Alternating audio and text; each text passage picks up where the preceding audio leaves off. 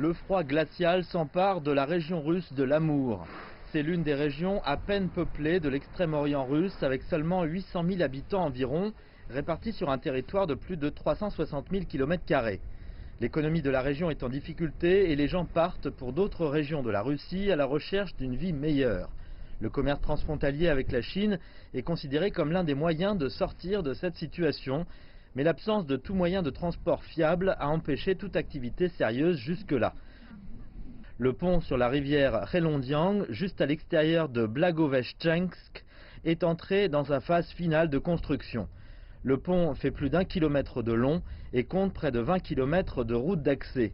Il a coûté au total plus de 330 millions de dollars, dont 250 pour la partie russe et plus de 82 millions pour la Chine. Chaque pays construit sa propre partie du pont et ils se rencontreront au milieu de la rivière, juste à la frontière.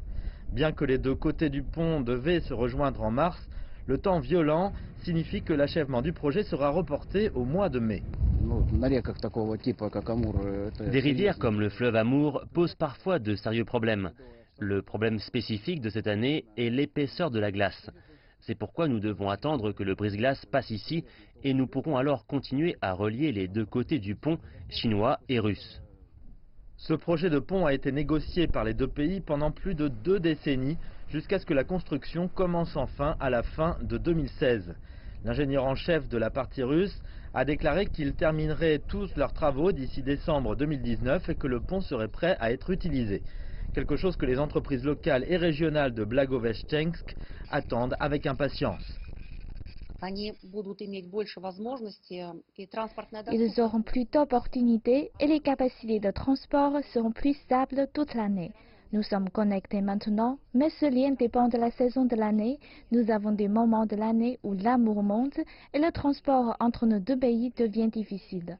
Le pont sera ouvert toute l'année sans interruption et nos hommes d'affaires n'auront plus à affronter de problèmes. En ce moment, des personnes et des produits traversent la rivière Khelondiang sur le ponton en hiver lorsque la rivière est gelée. Lorsque le dégel se produit, tout le trafic doit s'arrêter jusqu'à ce que la glace soit complètement fondue pour que les traversiers puissent commencer à fonctionner de nouveau. Mais tout cela est sur le point de devenir un lointain passé, car le pont tant attendu fait espérer non seulement de meilleurs moyens de transport, mais également davantage d'emplois et une vie meilleure.